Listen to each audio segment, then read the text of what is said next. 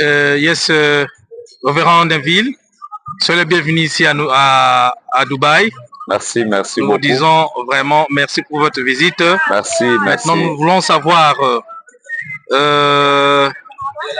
nous voulons parler de la puissance de Dieu sur le message du temps de la fin et dans votre ministère. Est-ce que vous avez déjà eu à expérimenter cette puissance de Dieu? Ah ouais, comme vous le savez, la puissance de Dieu existe.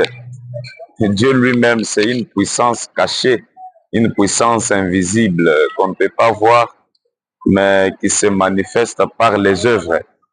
Donc, dans mon petit ministère, j'ai essayé d'étudier un peu à fond qu'est-ce que la puissance de Dieu.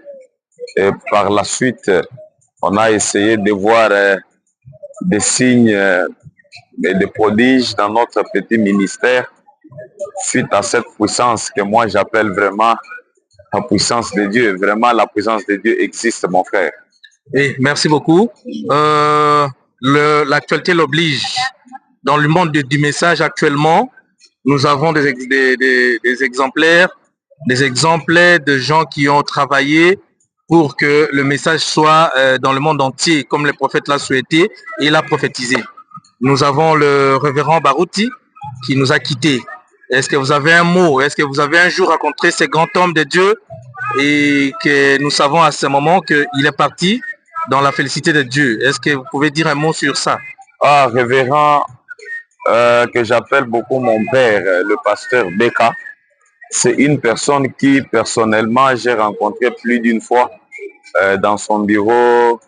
Vraiment, je l'ai écouté prêcher. Il est l'un des rares prédicateurs qui avait l'habitude de défier, c'est-à-dire de démontrer la puissance du Seigneur en public. Il a fait des campagnes dans des stades partout là.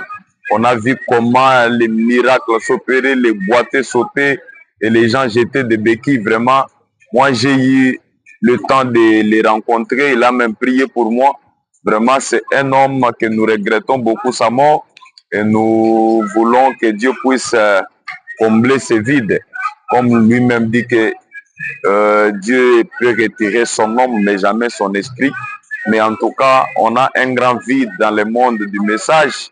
Et nous souhaitons paix à l'âme de l'ancien Barouti Kasongo que nous pensons revoir dans l'au-delà. Vraiment, un jour, je pense que nous allons les revoir. Il est l'un des grands pionniers qui nous ont aidés à connaître qu'est-ce que la puissance et comment aussi parfois défier.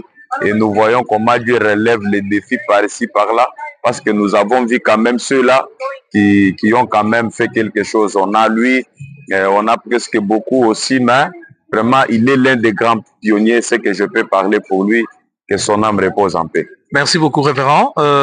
Une question de plus sur comment vous avez trouvé Dubaï, parce que ici, je tiens à préciser, nous sommes sur Marina, l'un des endroits que tout le monde a toujours eu l'habitude de visiter lorsqu'il arrive à Dubaï. Maintenant, nous sommes là, c'est sur la mer, il y a des yachts, il y a toutes choses.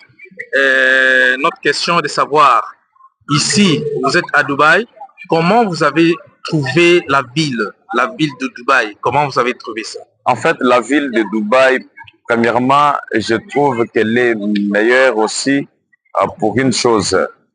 Cette chose-là est que le révérend pasteur Bethel a eu quand même l'inspiration de nous trouver un monument ici.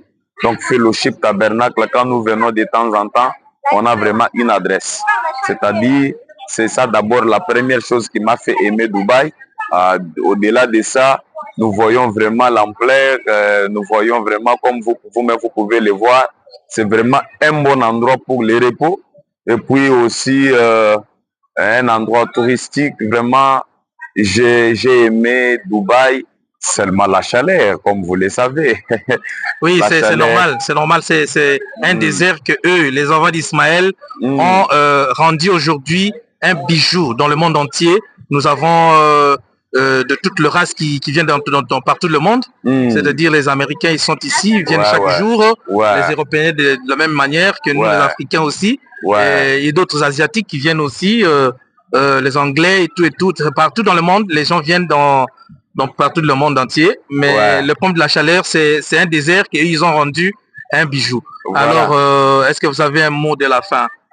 Ouais, un mot de la fin est que je vais dire aussi que les prédicateurs doivent aussi avoir l'habitude de prendre les repos. Okay. Donc prêcher, c'est bien, mais il faut aussi prendre un repos. Okay. Comme le Seigneur ouvre les portes de temps à autre, okay. Nous pouvons toujours avoir le temps de prendre un repos. Comme je suis là. Bien que je prêche, mais je suis dans mon temps de repos. C'est ça. Alors, que Dieu bénisse tous les enfants de Dieu partout ailleurs. Nous sommes à votre service. Bientôt, là, on va tenir une grande campagne en Ngandanjika, au village là-bas, pour quand même chercher les âmes de là. Et nous prions beaucoup que Dieu fasse de grandes choses, comme il le faisait avec Frère Branham, Alain, le vieux Beka qui est en train de nous laisser. Alors, nous souhaitons vraiment une bonne suite de la soirée à tout le monde et que Dieu bénisse tout le monde. Merci beaucoup, révérend. Nous nous reverrons à très bientôt et merci de nous avoir visité notre chaîne. À bientôt. Ciao. Merci.